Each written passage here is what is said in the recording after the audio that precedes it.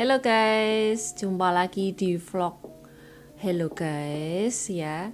Nah, sekarang ini aku ingin ngobrol sedikit ya tentang, aku mau cerita lah.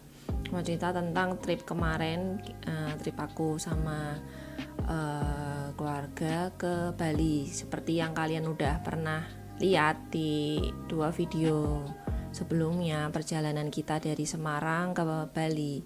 Nah, untuk kali ini aku ingin sedikit cerita tentang hotel di Bali. Nah, seperti yang kalian tahu, mungkin juga pernah kalian lihat iklan atau mungkin promo-promo mengenai hotel di Bali. Tidak cuma di Bali aja ya, tapi di tempat, di kota-kota dimanapun pasti itu kasih diskon besar-besaran, sampai bahkan ada yang 80%. Dan itu nggak cuma untuk hotel yang kecil-kecil aja guys, tapi untuk hotel yang berbintang 3, 4, 5, bahkan mereka tuh sampai berani diskon gila-gilaan ya. Itu tujuannya cuma satu, supaya tetap ada wisatawan yang mengunjungi hotel mereka gitu.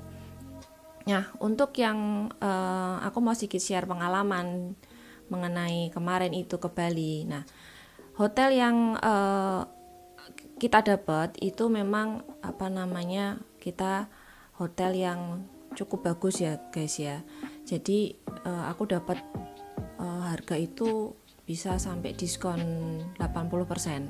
Bayangin, sekarang apa enggak kalian itu kepingin banget ya hotel mewah gitu terus diskon 80%. Nah, banyak banget di e-commerce yang menawarkan seperti itu. Nah, kemarin itu aku cari di e-commerce itu di Tokopedia, di Traveloka, coba kalian cek aja.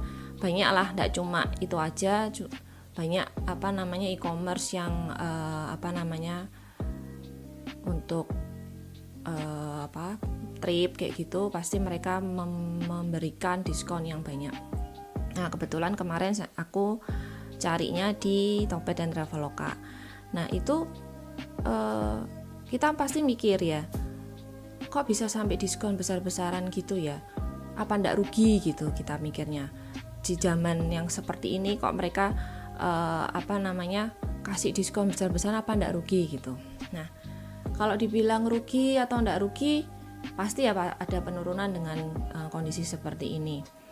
Nah, kalau yang kemarin itu, kalau kita lihat bahwa hotel itu ada yang dia harganya bisa up sampai 80%, tapi itu pasti ada ketentuannya dan itu tidak bisa di refund. Jadi kalau kalian tiba-tiba batal nih, ya maaf, kalian tidak bisa refund. Atau dia menawarkan juga yang diskonnya tidak terlalu besar tapi bisa di refund. Nah, itu kembali terserah ke pilihan kalian masing-masing.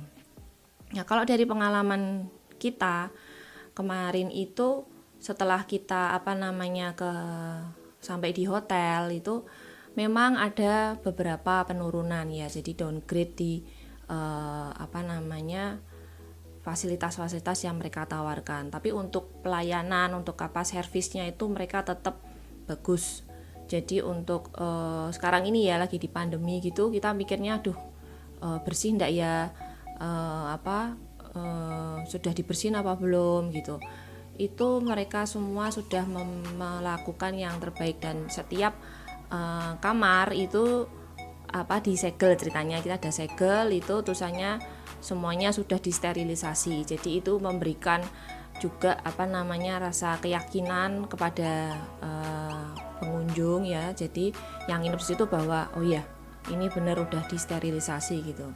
Nah, yang tadi kayak aku ngomong, penurunan yang kita rasakan itu seperti pastinya di breakfast ya, yang dulu breakfast yang biasanya beragam makanan itu mungkin bisa ada makanan western, terus mungkin Indonesia, Asia gitu, yang banyak macamnya. Itu yang seperti itu mereka menyesuaikan. Jadi dulu yang beragam, sekarang pasti menunya terbatas. Nah, di situ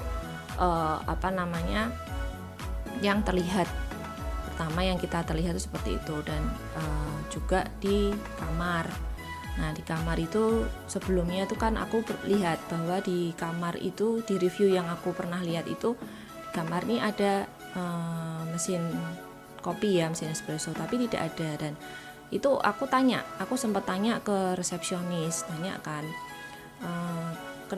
sepertinya ada mesin kopi ya mbak ya, tapi kok ini tidak ada. Dan memang seperti yang kita duga. Dan resepsionis jawab, ya memang maaf bu, dia bilang gitu, memang kita ada penyesuaian ya. Jadi memang kita mengerti lah maksudnya dengan kondisi seperti itu. Nah, pertanyaannya lagi adalah, nyesel enggak sih, merasa dibohongi enggak sih dengan meskipun sudah diskon udah kayak gitu, tapi kok ternyata tidak sesuai dengan yang diharapkan, tidak sesuai dengan ekspektasi. Karena kan sekarang ini kita mengunjungi suatu tempat itu pasti kita lihat review sebelumnya, wah reviewnya bagus, kita pasti datang, kita punya angan-angan seperti ini, tapi ternyata ekspektasinya itu tidak sesuai. Nah, itu merasa dibohongi enggak, merasa rugi enggak gitu.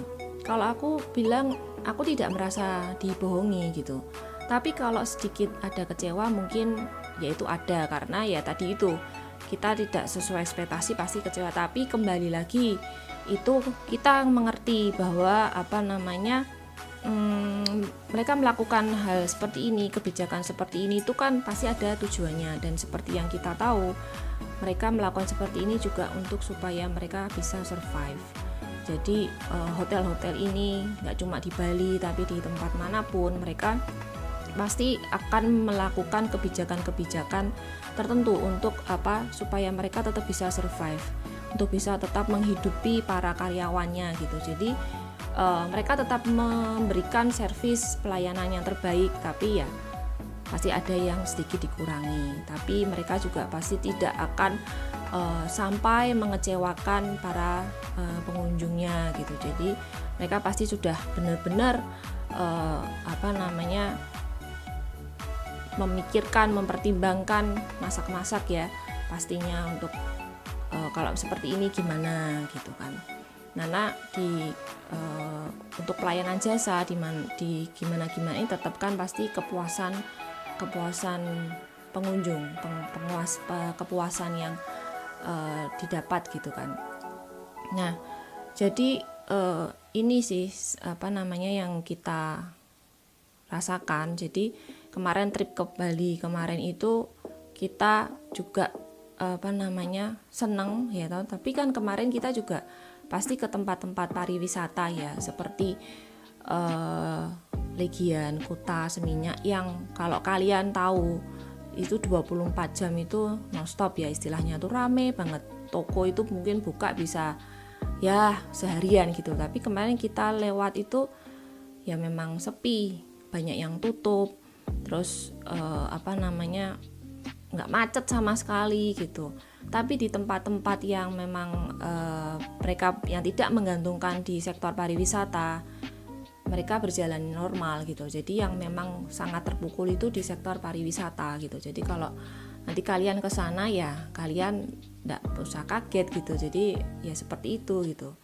Nah, dengan mulai sekarang ini kan udah banyak nih yang mulai kesana. Kayak kemarin waktu kesana itu kita banyak lihat wisatawan lokal dari Jakarta, dari Bogor, aku lihat itu ya. Jadi mereka sudah mulai berani nih untuk kembali untuk istilahnya berlibur, jalan-jalan, tapi tetap melakukan protokol kesehatan gitu. Jadi kalau kalian pingin pingin liburan, udah bosen gitu, ya enggak apa-apa. Tapi ya kalian jaga-jagailah, maksudnya kalian ngerti gitu loh. Dan dengan ini juga kita kan mendukung pariwisata lokal, pariwisata Indonesia. Karena kalau bukan kita lagi siapa? Karena wisatawan asing sampai sekarang yang aku tahu juga belum boleh masuk gitu loh. Jadi kalau mereka itu kita nggak bantu istilahnya ya bisa mati lah ceritanya. Nah, cuma itu kita sama-sama lah. Nah, Nah, sekian juga sharing dari aku gitu. Jadi yuk kita sama-sama untuk bisa mendukung Indonesia kembali bangkit